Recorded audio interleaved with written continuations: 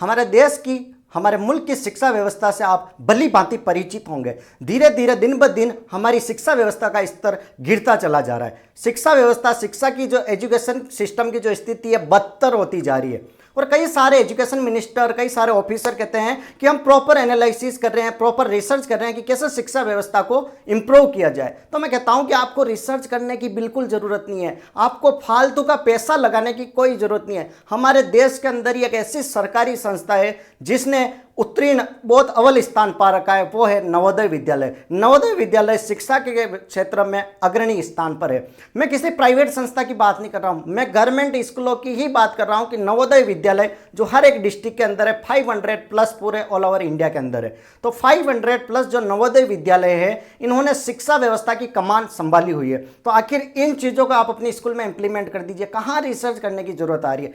99% plus में result जाएगा हर साल, 99.6, 99.7। और कितनी ही बड़ी बड़ी प्राइवेट संस्था जो लाखों रुपए की फीस बच्चों से लेती, फिर भी उनका रिजल्ट इन बच्चों से पीछे आता है। तो उनके एजुकेशन सिस्टम को आप इंप्लीमेंट कीजिए। अब आएगी कैसे कैसे कर सकते हैं, इनका इंफ्रास्ट्रक्चर जाकर देखिए स्कूलों का।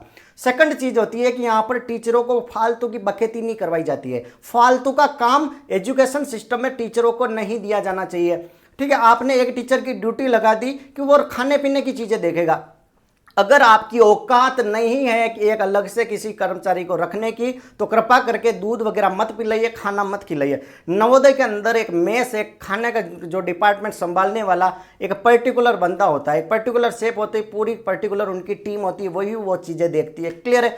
डिपार्टमेंटल चीज़ें अलग लोग देखते हैं। ठीक है, तो स्कूलों में आपने ये लेवल खत्म कर रखा है कि एक टीचर की ड्यूटी खाने पीने में लगा रखी है। देखिए, नवोदय विद्यालय में आप कहते हो कि टीचरों को टाइम नहीं मिलता, जैसे बोलते हैं ना कि प्राइवेट स्कूलों में टीचर के हमें फालतू की चीज़ों में इन्वॉल्व करवा रखा है। तो देखो, नवोदय विद्यालय में कुछ चीज़ें तो जो टीचरों को करनी पड़ती है, वो हाउस संभालते हैं, समझना। टीचर नवोदय के हाउस वार्डन भी होते हैं, वो हाउस की रेस्पॉन्सिबिलिटी भी देखते हैं। आजकल शायद हटा दिए गए होंगे। जब मैं पढ़ा था वहाँ पर हाउस वार्डन थे, वो हाउस की देखरेख करते थे। सेकंड, वो सुबह पहले ग्राउंड में आते थे, 3 बार अटेंडेंस होती थी, तो वहाँ पर हाउस वार्डन वो टीचर पहुँचते थे। टीचर मतलब हर टाइम बच्चों के साथ रहते थे, हर टाइम एक्स्ट्रा ड्यूटी भी करते थे। ठीक है, प्रेयर हो रही है तो हर पर्टिकुलर हाउस की ड्यूटी आ रही है, वहाँ पर टीचर होंगे। ठीक है, वहाँ पर कितने भी, अगर आप मैं बात करता हूँ, बिस्किट वगैरह बंटते थे वहाँ पर, नाश्ता वगैरह, तो वहाँ पर भी टीचर पहुँचते थे। तो सारी चीज़ें एक्स्ट्रा होती है, लेकिन फिर भी कहते हैं कि हमें एक्स्ट्रा काम दिया जाता है। तो गवर्नमेंट को इन चीज़ों पर रोक लगानी चाहिए। सेकंड चीज़ कह रहा हूँ कि एजुकेशन सिस्टम अगर आपको इंप्रूवमेंट लाना है तो किसी भी टीचर को एक स्कूल में 4 साल 5 साल से ज़्यादा मत रहने दीजिए।